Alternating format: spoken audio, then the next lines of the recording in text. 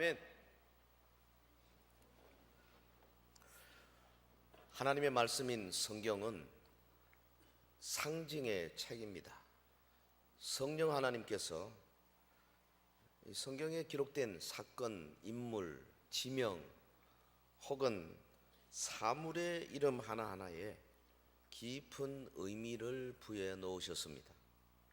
그래서 하나님 말씀을 공부하는 성도는 그 성경에 기록된 그 기록의 문자적인 혹은 문법적인 혹은 역사적인 의미, 문맥 잘 파악해야 되죠. 그러나 거기에 그칠 것이 아니고 그 이면에 감춰져 있는 영적인 의미를 발견할 수 있어야 하나님의 말씀, 깨달은 말씀 먹을 수가 있는 겁니다. 모든 성경은 그 지향하는 방향이 예수 그리스도를 향하여 가고 있습니다. 예수님의 초림, 예수님의 재림, 예수님의 신앙, 예수 신앙. 예수님 자신이 그렇게 말씀하셨어요. 요한복음 5장 39절에 너희가 성경에서 영생을 얻는 줄 생각하고 성경을 연구하거니와 이 성경이 곧 내게 대하여 증거하는 것이다 그랬어요. 성경이 예수님에게 대하여 증거한다. 구약의 에덴 동산의 사건부터 시작해서 노아의 방주나 아브라함이나 이삭이나 야곱이나 요셉이나 혹은 모세나 이스라엘 백성들 광야 생활이나 여리고를 이기는 모든 혹은 가나안 땅에서 일어나는 모든 사건들 하나하나가 궁극적으로는 예수 그리스도를 지향하고 있다 그 말이죠.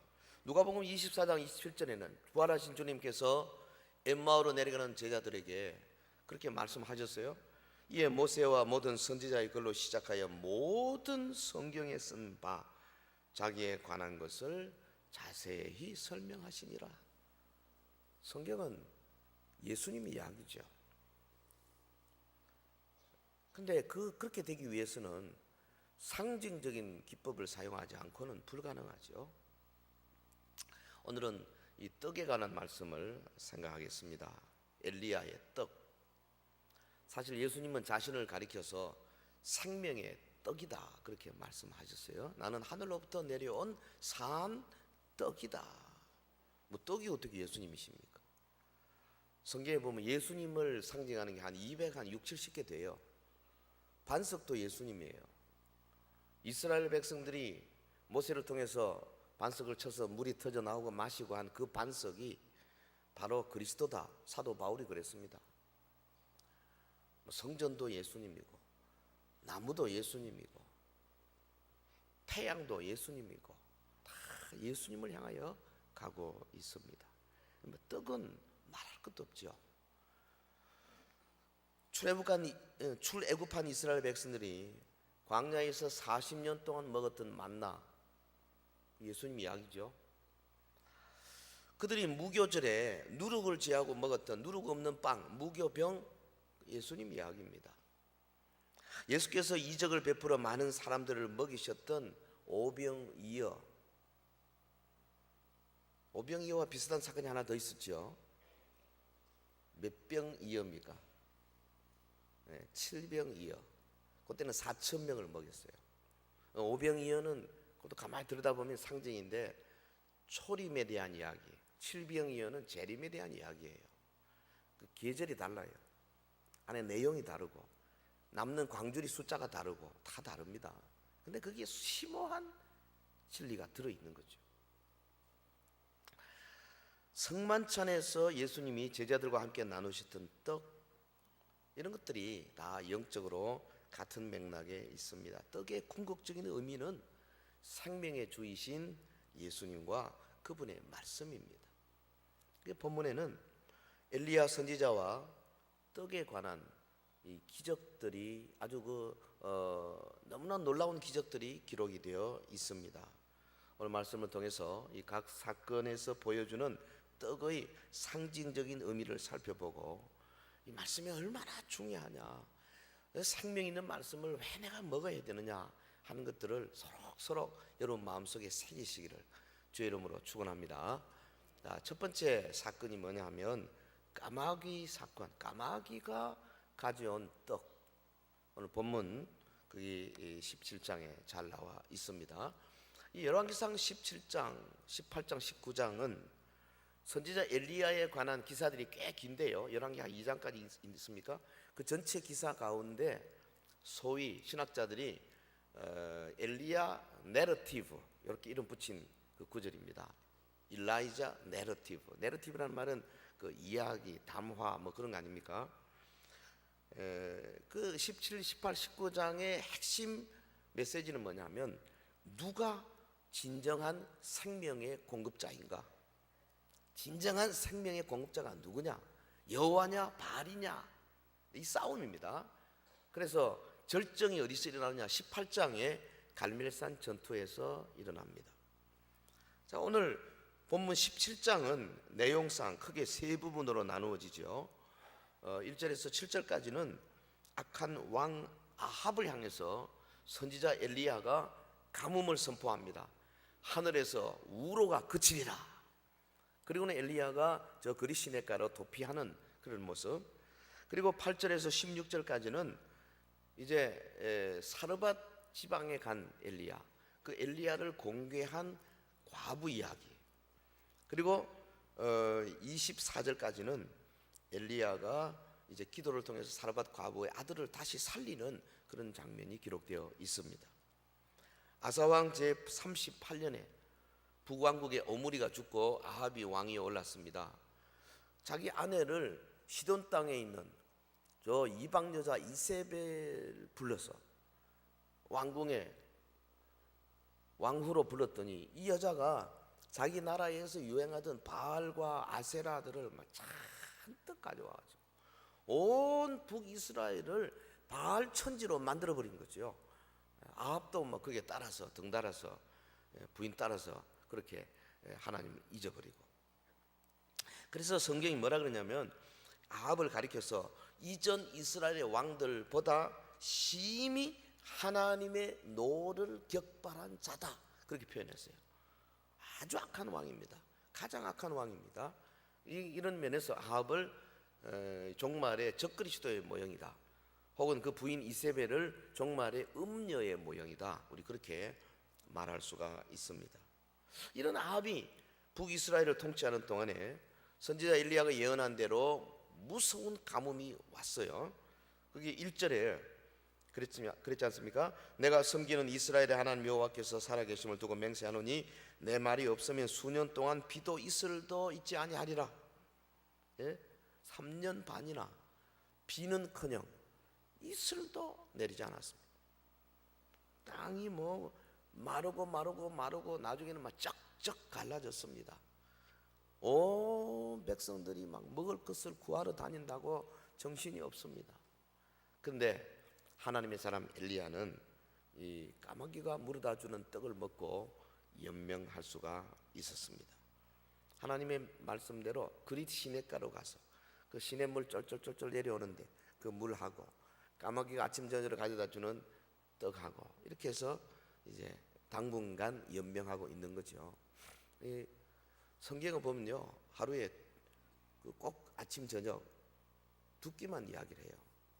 한 끼는 안 먹는 것 같아요. 없어서 그런지. 근데 어떤 학자들 요즘은 두 끼 먹어라 이렇게 말 많이 합니다. 근데 여기 본문의 아침은 사실은 요즘 말은 브런치, 아침하고 점심 그 정도, 한 11시, 12시 그 정도예요. 헬라말로 아침이 아리스톤인, 점심이 아리스톤인데 아침이라는 단어는 없습니다. 성경에 아침 식사가 자체가 없어요. 단어가. 어찌됐든 엘리야는 지금 두 끼를 계속 먹으면서 거기서 숨어 있는 거죠. 그런데 엘리야가 떡을 먹었다는 것은 영적으로 말하면 우리가 말씀을 먹었다는 것을 보여주는 거죠. 떡을 먹는다, 말씀을 먹는다, 말씀을 듣는다, 암송한다, 공부한다, 마음에 새긴다, 그런 말이에요. 근데 가뭄이 계속되니까 시내가 말라버렸어요. 7절에 땅에 비가 내리지 아니하므로 얼마 후에 그 시내가 마르니라. 이 가뭄이 왜 왔습니까? 온 백성들이 아방을 따라서 그냥 하나님을 버리고 발을 음란하게 섬겼거든요. 죄악이 관영했습니다. 좀 더 깊이 생각하면 장차 종말에 적그리스도 임할 때, 그 환난 때에 온 세상에 말씀 기근이 올 것을 보여주는 장면이다, 그렇게 말할 수 있습니다. 극심한 가뭄으로 인해서 땅이 갈라지고 살아있는 생물들의 목이 타들어갑니다.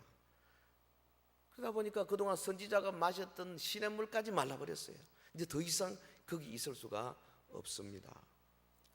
다르게 표현하면 말씀이 완전히 사라지고 죄악이 그냥 아주 죄악 때문에 하나님의 말씀이 임하지 않는 그런 상태죠. 여러분, 시내는 교회의 모형이에요. 처음에 제가 성경은 상징의 책이라 그랬습니다. 시내는 교회의 모형. 그래서 물은 위로부터 내려오는데요, 하나님으로부터 하나님의 생수가 내려와야 돼요. 시내에 물이 흐른다, 교회 안에 생명의 말씀이 넘치는 것 비유입니다. 시냇물이 하나님으로부터 공급되어서 우리 교회에 참여한 모든 성도들의 메마른 심령에 담비가 되고 메마른 심령을 흡족히 채우는 그런 물이 되어야 할 것입니다. 은혜의 소나기가 쏟아지는 교회가 되어야 할 줄로 믿습니다. 그래서 다시 사는 역사가 일어나요. 시내가 마르면 안 됩니다. 영의 말씀을 마시지 못하면 죽게 되는 겁니다. 말씀이라고 다 같은 말씀이 아니에요. 여러분, 초대교회 보십시오. 날마다 모여서 하나님 앞에 저들이 말씀을 나누고 사도들의 가르침을 받고 풍성한 삶을 누렸습니다. 구원은 믿음으로 받지만은, 그러나 구원의 자리에 우리를 굳건히 세우는 그 믿음에는 뭐가 필요합니까? 종말의 예배신앙, 살아 역사하는 행동하는 신앙이 필요하다, 그 말이에요. 까마귀는요, 구약이에요, 아주 더러운 동물이에요. 왜 하필이면 그 많은 새들 가운데 더러운 비둘기 같은 걸 좀 하지 까마귀를 가지고 썼을까? 까마귀, 썩은 율법과 혹은 윤리와 도덕과 철학이 교회 안에 들어오는 것을 상징합니다, 이 까마귀가. 엘리야는 까마귀가 주는 것을 계속 먹을 수 없는 거예요. 말라야 합니다. 시내가 딴 데로 옮겨야 됩니다. 여러분, 좀 더 깊이 좀 들어가 볼까요? 도덕이나 윤리나 인간 이성에 의한 철학으로 구원에 이를 수 없습니다. 이것들은 진리의 생수와는 무관한 거예요. 그런데 오늘날 강단들이 가능하면 이성적인 이야기, 도덕적인 이야기, 철학적인 이야기, 수준 높은 학문적인 이야기들을 하려고 몸부림칩니다. 근데 그런 것이 들어오면 들어올수록 생명은 사라집니다. 시내는 마르게 되어 있습니다. 나중에는 그리 시내가 바짝 말라버리듯이 온 땅에 생명의 말씀이 바짝 말라버리는 때가 올 것이다. 종말의 때가 바로 그때입니다. 대환란의 때가 바로 그때입니다. 적그리스도가 창궐할 때가 바로 그때입니다. 전체 음녀가 지배하는, 그래서 온 세상에 진리의 말씀은 없고 거기에 여러 가지 보태진 그런 종교다운주의가 판을 치는 시대가 지금 우리를 향해서 점점 밀려오고 있습니다. 성도 여러분, 그러므로 우리는 생명의 만나를 사모해야, 말씀의 생수를 마셔야 합니다. 영의 말씀을 먹고 또 먹어야 합니다. 영원히 마르지 않는 시내를 이루어 나가는 저와 여러분, 성도 여러분 되시기를 주의 이름으로 축원합니다. 하여튼 마음속에 나는 그리 시냇가처럼 마르는 시내 나는 아니다, 계속 흐르는 시내가 필요하다. 일단 첫 번째. 자, 두 번째 갑시다. 사르밧 과부의 그 떡의 의미를 좀 생각하겠습니다. 가뭄이 계속되니까, 그리 시냇가가 마르니까 하나님께서 엘리야를 거기다 둘 수가 없습니다. 그래서 말씀하시죠. 8절, 여호와의 말씀이 엘리야에게 임하여 이르시되 너는 일어나 시돈에 속한 사르밧으로 가서 거기 머물라. 내가 그곳 과부에게 명령하여 내게 음식을 주게 하였느니라. 이방 땅이죠. 이스라엘의 경계를 넘어서는, 사실 선지자가 이스라엘 땅을 넘어서기가 쉽지 않았을 겁니다. 왜? 그들이 가지고 있는 사고방식이 이방 사람하고는 교제 안 하려고 하는데, 그런데 하나님의 명령이니까 가는 거죠. 여기서부터 벌써 하나님의 의도가 나타납니다. 근데 그곳에서 과부를 만났는데요, 그 모습이 너무 비참했어요. 먹을 것이 없어가지고 거의 지금 뭐 죽을 상태예요. 그런데 엘리야가 가서 아이고 뭐 먹을 것 좀 달라고 한마디 했더니 과부가 하는 말이, 거기 12절 우리 같이 한번 천천히 읽어볼까요? 시작. 나는 떡이 없고 다만 통에 가루 한 움큼과 병에 기름 조금뿐이라. 내가 나뭇가지 둘을 주워다가 나와 내 아들을 위하여 음식을 만들어 먹고 그 후에는 죽으리라. 이거 참 비절참절하죠. 이제 뭐 조금 남은 거 마지막 한 끼도 안 될 겁니다. 그거 그냥 아들하고 둘이서 나눠 먹고 뭐 이제는 없으니까 죽겠다. 구약교회의 최후의 모습을 상징한다고 생각해요. 사람이 육이 떡을 먹지 못하면 죽는 것처럼 영적으로도 성도에게 혹은 교회에 혹은 백성에게 생명의 떡인 말씀이 없으면 죽을 수밖에 없습니다. 구약교회의 비참한 일, 마지막 율법에 매달려 가지고 그래서 뭐 생명이 없어. 이제는 거의 죽어가는데, 근데 그 다음 13절에 보면 너무 놀라운 구절이 보이죠. 이해하기 어렵습니다. 선지자가요, 염치 없게도 그거 이제 마지막 한 끼 먹고 죽으려고 그러는데 그걸 나에게 달라 이랬어요. 13절 엘리야가 그에게 이르되 먼저 그것으로 나를 위하여 작은 떡 한 개를 만들어 내게로 가져오고 그 후에 너와 네 아들을 위하여 만들어. 말이 안 되는 소리죠. 요즘 누가 이랬으면 기싸대기 얻어맞았어요. 그것도 딴 사람도 아니고 선지자가 말이죠. 선지자가 성도한테 가가지고 하나밖에 없으면 그거 달라고. 여러분 이런 구절을 읽으면서 뭘 생각했어요? 하나님 말씀이니까 아멘 하고 지나갑니까? 그러면 뭐 매우 믿음이 좋은 분들입니다. 나는 못 지나가겠어요. 뭐 이런 사람이 있냐? 근데 엘리야가 그냥 한 게 아닙니다. 하나님의 지시받아 하는 거예요. 하나님의 뜻이에요. 이해하기 어려운 말씀인데, 근데 여자가 또 그대로 또 순종을 해요. 그냥 대뜸 다 줬어. 그랬더니 15절 그가 가서 엘리야의 말대로 하였더니 그와 엘리야와 그의 식구가 여러 날 먹었으나 여호와께서 엘리야를 통하여 하신 말씀같이 통에 가루가 떨어지지 아니하고 병에 기름이 없어지지 아니하니라.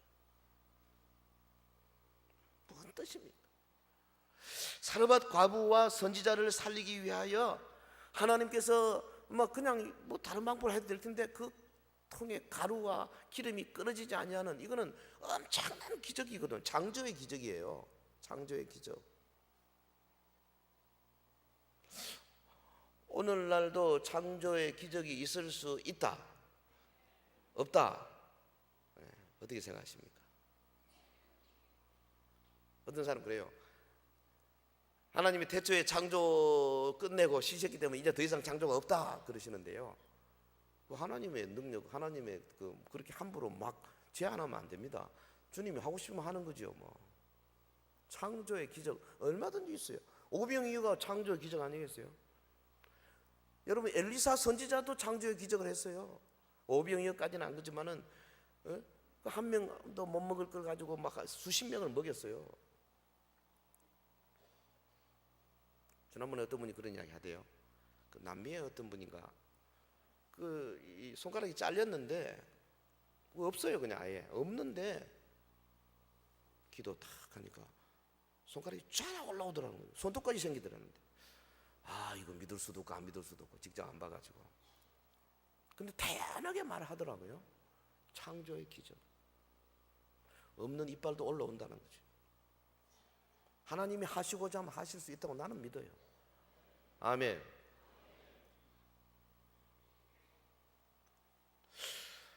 왜 이 사르밧 과부와 그 선지자를 살리기 위해서 하나님이 그런 창조의 기적까지 동원해가지고 이렇게 하시나? 이게 무슨 말이냐 이게? 그러면 과연 이런 구절을 가지고 선지자에게 순종만 하면 이렇게 된다 할 수 있느냐 이 말이죠. 여러분 오늘 목사에게 순종 잘한다고 뭐 집에 뭐 밀가루가 안 떨어지고 합니까? 이게 무슨 이야기냐 이 말이죠. 이것은 이게 상징입니다. 이 예수님 이야기예요. 멀리 오는 초대교회 이야기고 장차 오실 주님의 재림 이야기예요. 이것은 뭐냐? 예수 그리스도를 통해서 새 밀가루가 없어지지 아니하고 풍족해질 것을 말하는 겁니다. 다시 말해서 이방 교회 안에 하나님의 말씀이 앞으로 풍족히 공급될 것이다. 사르밧 과부는 여기 이방 교회예요. 이런 현상은 사르밧 과부가 가진 마지막 남은 음식을 엘리야가 먼저 먹는 것과 연결되어 있습니다. 엘리야가 먼저 먹도록 하나님이 감동하셨는데요, 영적으로 말하면 이 여인이 가졌던 마지막 양식은 구약의 율법의 모형입니다. 왜 선지자가 먼저 먹어야 하느냐?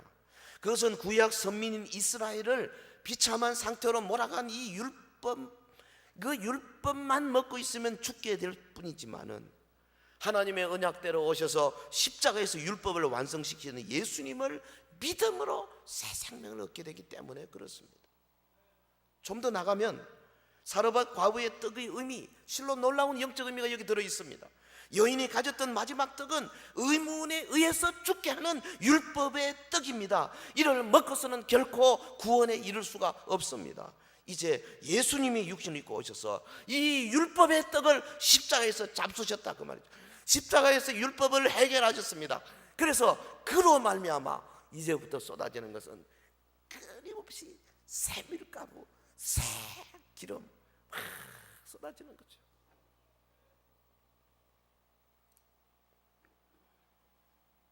과부에게 새 밀가루와 기름이 마르지 않음과 같이 이제는 오직 예수 그리스도의 복음으로 인하여 새 생명을 얻게 되는 것입니다. 할렐루야. 과부가 어떤 자입니까? 남편 잃은 자입니까? 성경에 여자는 교회라 그랬어요. 여러분 이 과부의 영적 의미는 뭐냐면 이 이스라엘이 남편 대신 하나님을 잃어버린 것을 말한 거예요. 본문에 보면요, 사르밧 과부를 지칭하는 이름이 세 가지로 나와요. 10절에는 한 과부, 이샤 알르마나, 한 과부. 17절에는 그 집 주인 되는 여인 그랬어요. 그 집 주인 되는 여인. 옛날 성경에는 이걸 주모라 그랬더라고요. 주모. 그분 괜찮은 것 같아요. 주모. 이샤 바알라트 하바이트입니다. 주모. 그리고 24절에는 그 여인 하이샤. 이름이 똑같은 여자를 놓고 이렇게 세 가지로 하는 이유가 있어요. 뭐냐면 처음 과부는 구약교회를 의미해요. 아주 비참한 영적인 상태예요.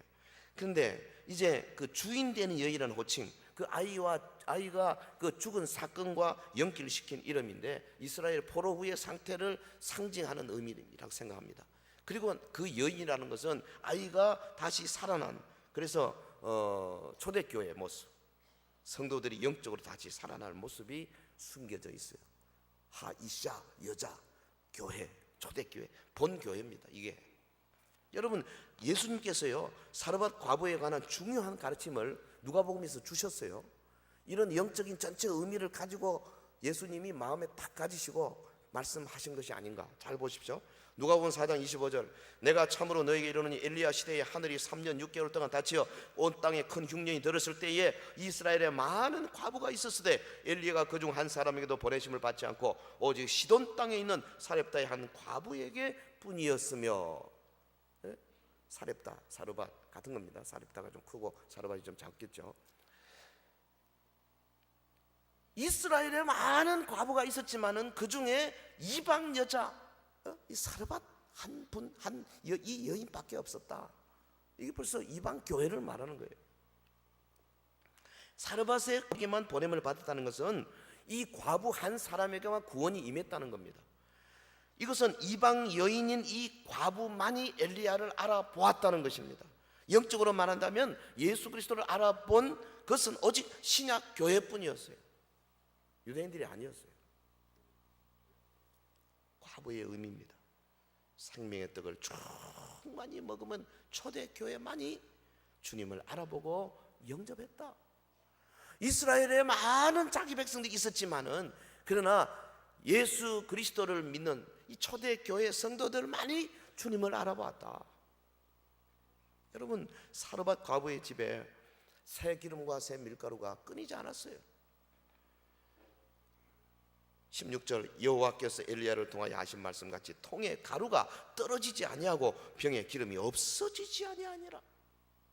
여기 기적의 밀가루 뭡니까? 새 복음, 은혜의 복음을 말하지 않습니까? 또 새 기름은 뭐예요? 오순절에 임하신 성령님, 기름은 항상 성령이에요. 이 두 가지가 가뭄이 끝날 때까지 없어지지 않더라. 여러분, 예수 그리스도 오셔서 십자가에서 구약의 모든 율법을 완수하시고 난 다음에 오늘 그를 통해서 이루어진 이 신약교회에는 새 밀가루와 새 기름이 본래 원칙적으로 안 끊어져야 되는 거죠. 할렐루야. 언제까지? 끝날까지, 가뭄 끝날 때까지, 주님 오실 때까지 계속 넘치는 하이샤, 바로 그 교회, 예수님이 말씀하신 바로 그 교회, 오늘 우리 교회가 그 교회가 되어야 할 줄로 믿습니다. 그러므로 본문에서요 얼마나 강조되느냐, 떨어지지 않는다는 히브리어 그 원문의 강조 용법을 보면 한마디로 말하면 결단코 어떤 일이 있어도 가루와 기름이 떨어지지 아니하리라, 그 말이에요. 엘리야 선지자가 마지막 떡을 먹어버렸습니다. 그 결과로 하나님께서 그 집에 끝까지 가루와 기름이 떨어지지 않도록 공급해 주셨습니다. 예수께서 십자가에서 율법을 완수하셨습니다.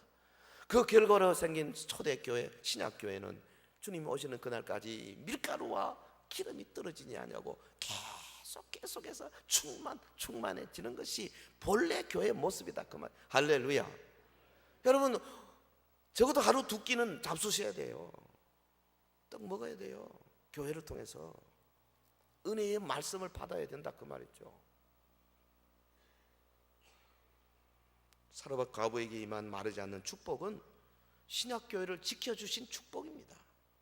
새 기름과 새 가루는 구약 율법 교회에서 신약 은혜 교회로 바뀐 모형입니다. 세계 어느 곳이나 복음이 들어간 곳마다 물질 축복받지요, 문명의 축복받지요, 영적인 축복받지요. 주님의 복음을 영접한 나라는 영적 축복뿐만 아니라 마르지 않는 물질의 축복도 받아왔습니다. 영적 기갈이 극심해져가는 종말 시대에 우리가 살 수 있는 유일한 방법은 오직 말씀이신 오직 예수, 그분밖에 없습니다. 오직 예수 신앙으로 승리하는 저와 여러분 되시길 주의 이름으로 축원합니다. 자, 하나 더 갑시다. 까마귀가 가져다 온 떡, 사르밧 과부의 집에서 엘리야가 먹은 떡, 하나 더 나가면 이제 천사가 숯불로 구운 떡이 그 다음 장에 19장에 나옵니다. 떡과 관계되는 선지자 엘리야의 또 다른 이야기죠. 뜻밖의 갈멜산 전투 이후에 나와요. 바알과 아세라 편을 대표하는 선지자 850명, 여호와 편을 대표하는 한 사람, 격렬하게 붙었지 않습니까? 우리가 뭐 갈멜산의 전투에 대해서 너무나 잘 아니까요. 그래서 거기서 하나님 편에 선 엘리야가 크게 승리하고 그 승리의 기쁨을 만끽했습니다. 18장 40절에 보면 엘리야가 그들에게 이르되 바알의 선지자를 잡되 그들 중 하나도 도망하지 못하게 하라 하며 곧 잡은지라. 엘리야가 그들을 기손 시내로 내려다가 거기서 죽이니라. 수백 명을 죽였어요. 바알 선지자도 대단하죠. 근데 그 승리의 기쁨이 잠깐이었어요. 이 소식을 들은 왕후 이세벨이 화가 막 머리끝까지 치솟았죠. 사람을 시켜서 엘리야에게 협박했습니다. 내가 너를 반드시 죽이리라. 반드시 죽이겠다. 엘리야가 막 그렇게 용감한 전사였는데 이 말에 공포가 막 엄습했어요. 벌떡 일어나가 막 도망을 쳤어요. 하루 종일 도망을 쳤어요. 광야로 나갔습니다. 광야에 뭐 나무들이 있나요? 로뎀 나무 같은 조그만 나무예요. 로뎀 나무 보니까 지난번에 광야에 가서 보니까 로뎀 나무 뭐 별로 볼품이 없어요.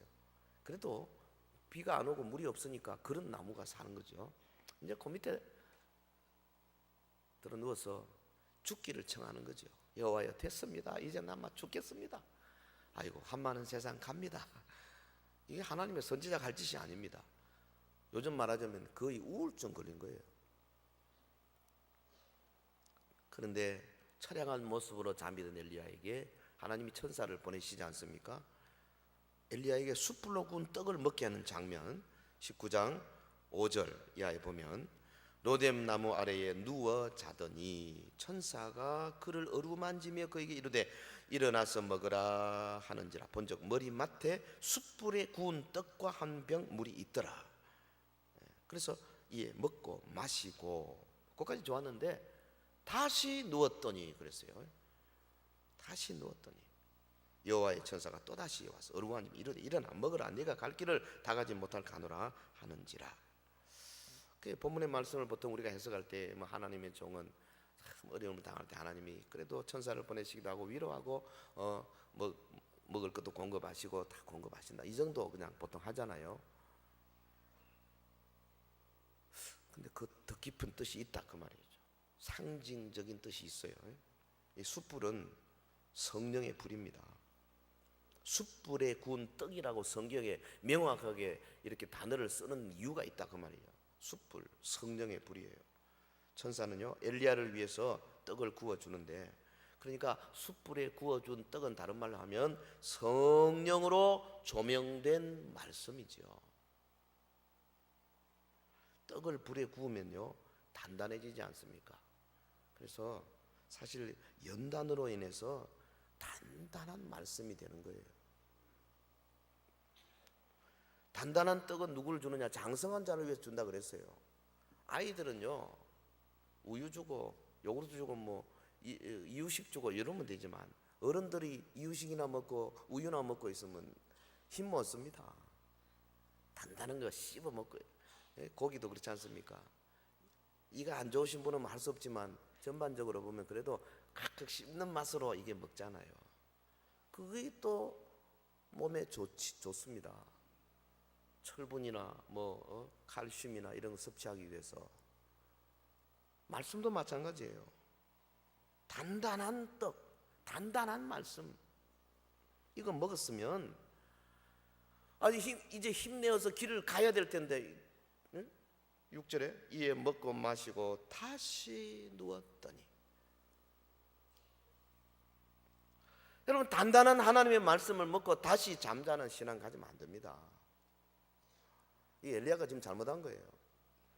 그러니까 천사가 또 깨우죠. 먹어라. 너 이래가지고 되겠냐?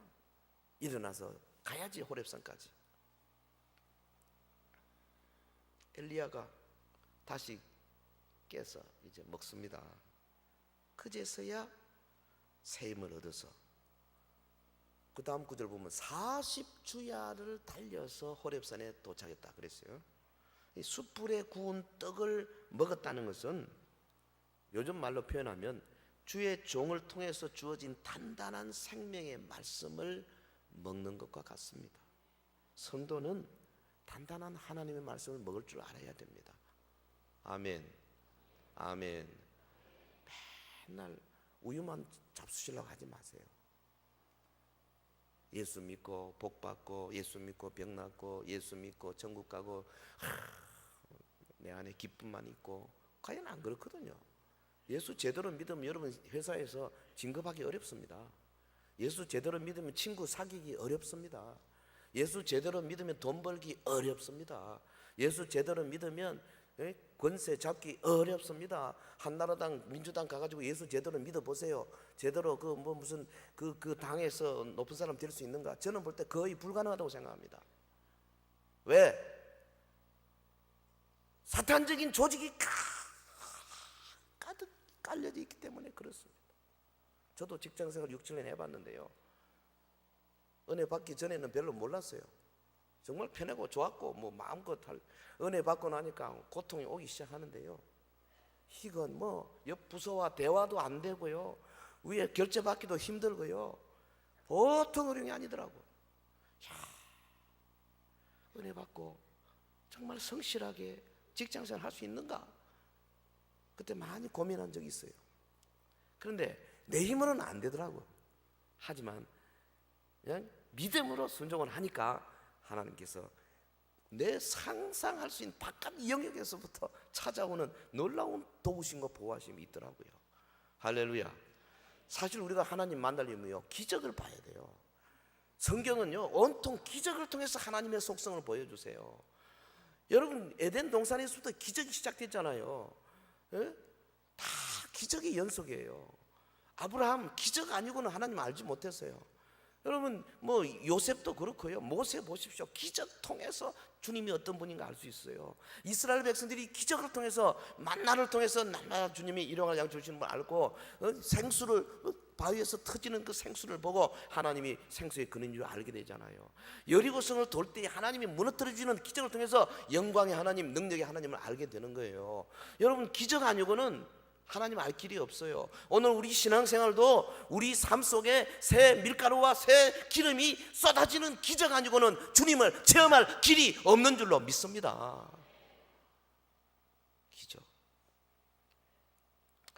숯불에 구운 떡, 이것도 기적이에요. 천사가 주는 거 아닙니까? 우리의 삶 속에 이 기적이 상식이 되어서 끊임없이 찾아오는 역사가 일어나길 주의 이름으로 축원합니다. 신앙생활하면서 기적을 못 보면요, 참 억울한 거죠. 기적은 반드시 무슨 뭐 우리 앞에서 초과학적인 것만 기적이 아니에요. 어떤 게 기적이냐? 하나님의 섭리가 다 기적이에요. 예를 들어서 내가 무슨 일을 하러 가는데 딱 하나님이 내가 생각지도 않은 부분에서 어떤 도울 자를 탁 붙여주는 거, 이런 거 다 기적에 해당하는 거예요.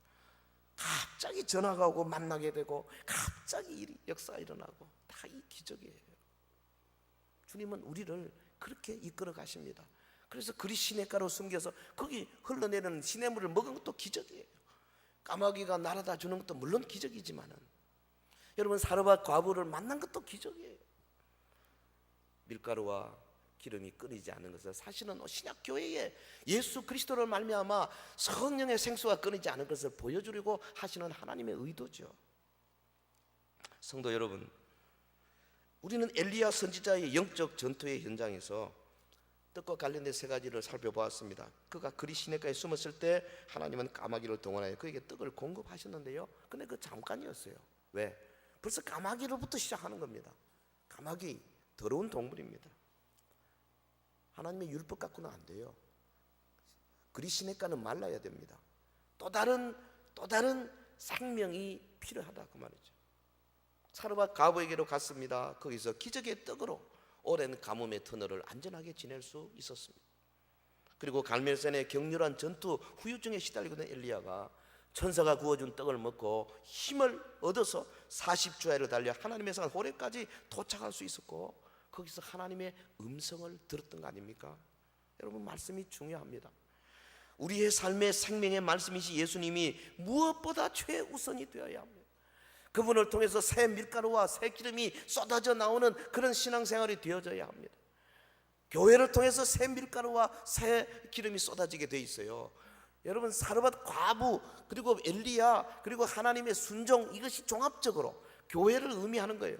여기서 새 밀가루와 새 기름이 쏟아져야 되는 거예요. 날마다 여러분 그것을 막 먹고 마셔야 됩니다. 아멘. 하루에 2번은 먹고 마셔야 돼, 적어도. 그래서 우리의 영혼이 살아 움직이기 위해, 특별히 종말에는 적그리스도로 인한 배교가 많이 일어날 것입니다. 우리 모두 천사가 구워준 단단한 떡을 먹는 단계까지 올라가야 합니다. 여러분, 구원의 말씀은 율법의 말씀이나 세상의 윤리, 도덕, 철학과는 분명히 구별되어야 합니다. 오직 생명의 떡이 되는 예수 그리스도, 그리고 그분이 주신 그 말씀, 그것만이 우리에게 생명을 주고, 그 생명의 떡을 먹은 자만이 장차 다시 오시는 주님을 영접할 수 있습니다. 그들만이 공중에서 주님을 만나게 될 것입니다. 생명이 철철 넘치는 복음의 말씀으로 무장해서 예수님 재림하실 때 공중에서 다 주님을 영접하는 복된 성도들이 되시기를 예수 이름으로 축원합니다. 축원합니다. 기도하겠습니다. 우리 합심해서 기도하겠습니다. 세 가지지만 한 가지입니다. 생명이 철철 넘치는 복음의 말씀을 먹고 마시게 하옵소서.